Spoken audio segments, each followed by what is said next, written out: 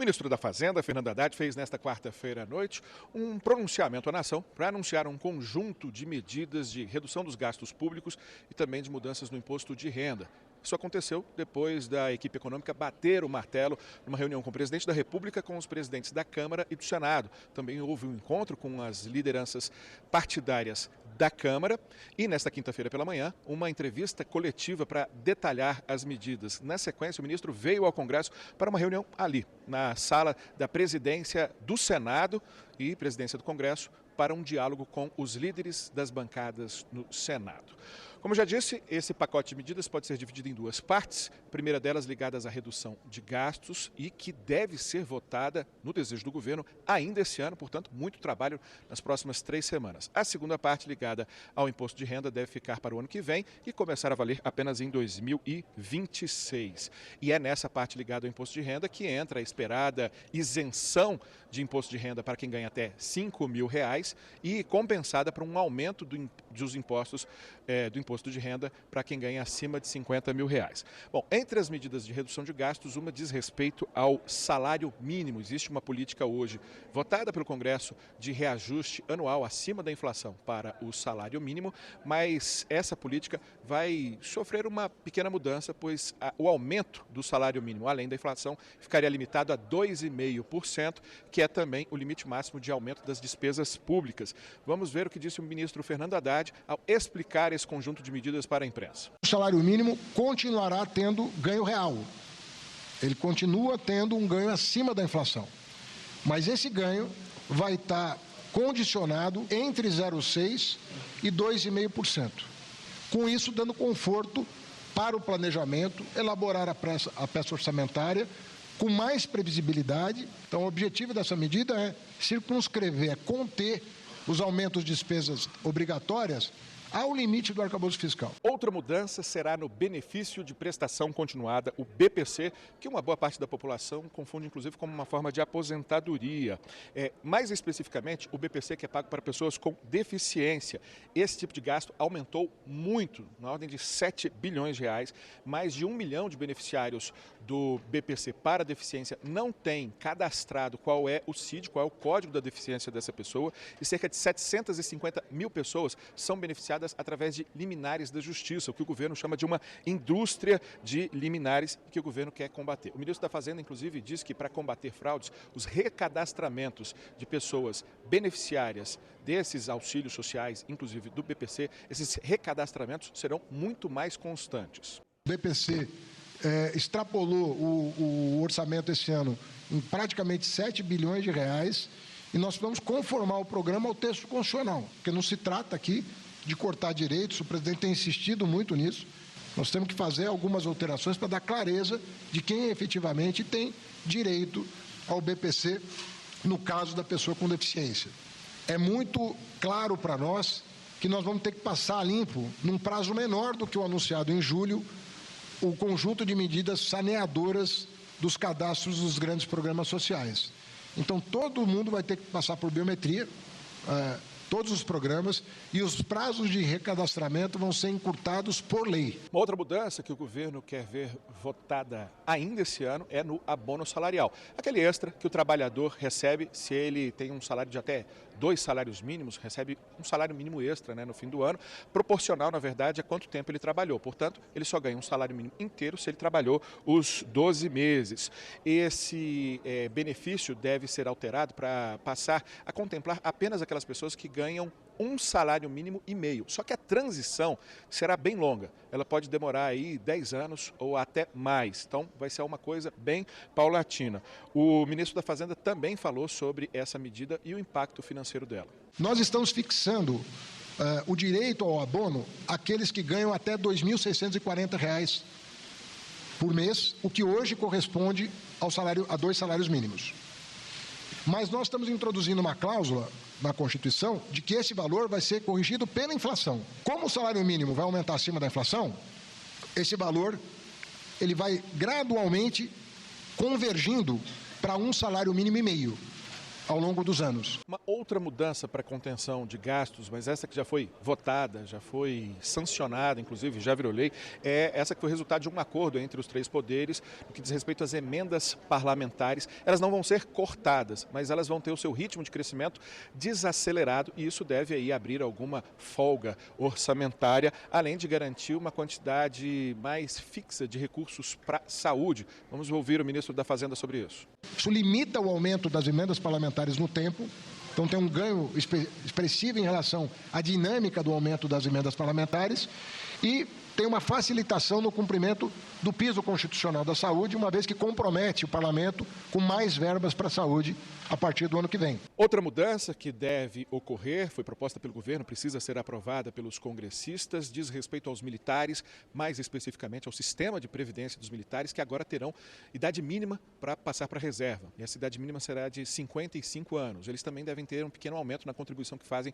para o sistema de saúde dos militares. E o ministro Fernando Haddad esclareceu ainda que vai enviar ao Congresso um projeto de lei complementar, portanto superior a um projeto de lei ordinária, para tratar dos supersalários, esses benefícios que são pagos indiretamente e que acabam furando o teto do funcionalismo público, gerando em alguns casos salários realmente absurdos, e é isso que o ministro da Fazenda disse que agora será enfrentado por meio de um projeto de lei complementar. Estabelece finalmente uma idade mínima de aposentadoria, de passagem para a reserva, melhor dizendo, né? Para os militares no plano federal e fixa pelo teto de 3,5% da remuneração a contribuição do militar para o fundo de saúde. Começar a reforma administrativa pela questão dos supersalários, que era o que mais chamava a atenção da opinião pública, e nós tem uma lei que já foi aprovada pela Câmara, que está no Senado, mas nós vamos prever uma lei complementar para regular esse dispositivo constitucional que rege os supersalários, para que nós tenhamos segurança jurídica de que a mudança vai ser para valer. Bom, essas são as principais medidas para redução de gastos. Eu digo principais porque há outras que a gente não pôde detalhar aqui, mas essas são as mais importantes e elas devem gerar uma economia para o governo no próximo ano de 30 bilhões de reais e para 2026 mais 40 bilhões de reais de contenção de gastos. Portanto, uma economia total nos próximos 2 anos de aproximadamente 70 bilhões de reais. Agora, houve também uma segunda parte do anúncio voltada para as mudanças no imposto de renda e nesse caso não há nenhum efeito fiscal, nenhum efeito tributário. A ideia não é que haja um aumento da arrecadação, ou seja, você não vai aumentar impostos para todo mundo, porque você vai ter uma isenção maior para quem ganha até 5 mil reais, que será compensada por uma tributação maior de quem ganha acima de 50 mil reais e será estabelecida uma espécie de imposto renda mínimo de 10%. Pode até soar estranho, mas o fato é que muita gente no Brasil paga 0 de imposto de renda. Quem vive, por exemplo, de lucros e dividendos de empresas, quem tem também muitos imóveis para aluguel e acaba formando ali um fundo imobiliário privado, paga muito pouco imposto. A ideia, então, é que você tenha esse imposto de renda mínimo de 10% e o ministro Fernando Haddad explica como é que se dá esse mecanismo. Vamos supor que uma pessoa tenha aluguéis, tenha salário, tenha dividendos, tenha juros. Ela vai somar o que ela recebeu, qual foi a sua receita, e ela vai calcular 10% desse valor que ela recebeu, 600 mil reais. Aí ela vai fazer a conta seguinte: eu paguei 60 mil de imposto de renda? Não, eu paguei 35 mil de imposto de renda. Eu vou ter que recolher 25 mil para completar os 60. Agora, suponha que ela ganhe 600 mil reais e ela pagou 80 mil de imposto de renda. Ela não é atingida pela medida. A isenção de imposto de renda, por razões de saúde, vai ficar limitada a quem tem um salário de até 20 mil reais por mês. Para além disso, a pessoa continuará deduzindo 100% dos gastos de saúde, mas não fica isenta 100% de imposto de renda. Bom, o ministro da Fazenda disse que apesar das cobranças, por cortes mais intensos, cobranças essas que vêm principalmente do mercado financeiro, o governo está muito comprometido com o controle das finanças públicas e que o arcabouço fiscal aprovado pelo governo logo no começo do mandato do presidente Lula, ele recebeu avaliações muito positivas dos organismos internacionais e também das agências de classificação de risco. Ele reconheceu que o governo pode ter que no futuro, inclusive, fazer mais medidas de ajuste, mas acredita que essas que estão sendo propostas agora são adequadas financeiramente e, principalmente, elas são viáveis do ponto de vista político. Às vezes eu fico vendo notícias no jornal, o governo não está comprometido com o arcabouço fiscal. Foram bloqueados 20 bilhões de reais de despesa e a arrecadação cresceu, em termos reais esse ano, 10% acima da inflação, combatendo sonegação e privilégio.